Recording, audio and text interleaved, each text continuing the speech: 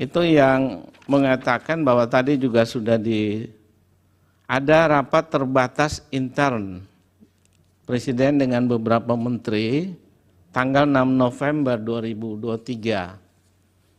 Nah, saya tidak tahu sejauh mana apakah ratas intern tersebut kemudian melakukan perubahan terhadap kebijakan yang ada atau tidak, misalnya Perpres dan sebagainya. Karena tadi dalam keterangan Ibu Menteri Sosial, Ibu Risma mengatakan bahwa anggaran BLT El Nino itu tahun 2024 tidak ya. Nah, saya melihat catatan kemarin dari saksi Pak Aceh Hasan Sadili, itu dinyatakan bahwa ada 3 kali raker dengan Ibu Menteri Sosial.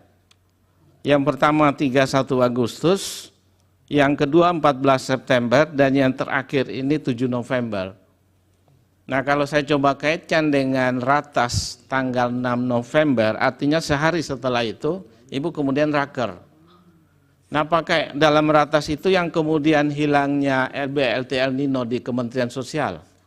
Atau tidak, nanti Ibu bisa memberi keterangan karena ini kami perlu konfirmasi. Saya mencoba untuk merelevansikan fakta-fakta persidangan terkait dengan hal ini. Kemudian yang kedua soal implementasi ini. Yang pertama, tadi Pak Menko PMK dalam keterangan menyatakan bahwa ikut membagi di daerah Jawa Timur kalau tidak salah atau di tempat yang lain.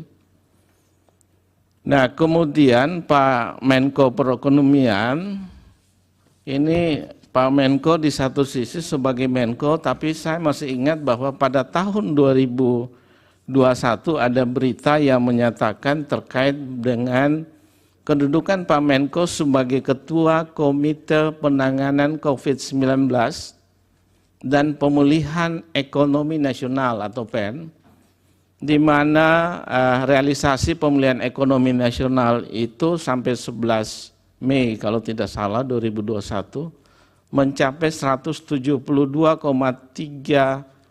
triliun. Nah, pertanyaan saya adalah apakah Bapak sampai saat ini masih menduduki jabatan sebagai Ketua Pemulihan Ekonomi Nasional atau tidak? Karena tadi apa yang disampaikan yang mulia Prof. Arief, seolah-olah ada korelasinya karena jabatan Bapak ini kemudian suara Partai Golkar naik signifikan gitu. Mungkin bisa memberikan konfirmasi terkait dengan jabatan Bapak, apakah masih sampai dengan saat ini menduduki jabatan tersebut ataukah tidak. Kemudian yang terakhir ini soal masih implementasi ini adalah, tadi kalau keterangan Pak Menko PMK ikut membagi-bagi pelinsos ya, entah yang mana saya tidak terlalu ingat. Yang kedua, Pak Menko Perekonomian juga itu beberapa kali, ini fakta persidangan itu terungkap di sini. Nah, kemudian sedangkan justru Ibu Mensos ini perannya sangat minimalis nih. Ada apa nih Bu Mensos? Apakah setelah rapat kerja dengan DPR itu kemudian membuat Ibu jadi tidak nampak dalam pembagian bansos dan sebagainya. Nah, kemudian yang terakhir ini saya kalau tidak salah kemarin dari Paslon 01 yang mengungkap dalam persidangan bahwa Bapak Presiden itu 24 kali kunjungan ke daerah dengan membagi bansos. Tidak, ini dari pemohon ya. Saya tangkap itu kemarin dalam persidangan.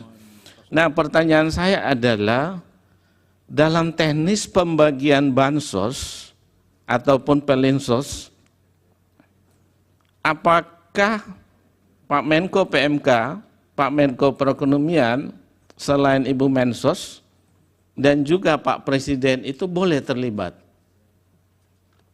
Karena fakta-fakta persidangan ini saya kira perlu juga mungkin ada informasi bagi persidangan, karena dari pemohon baik 1 maupun 2 ada kecurigaan dari mana alokasi anggaran bantuan sosial yang disampaikan oleh Presiden.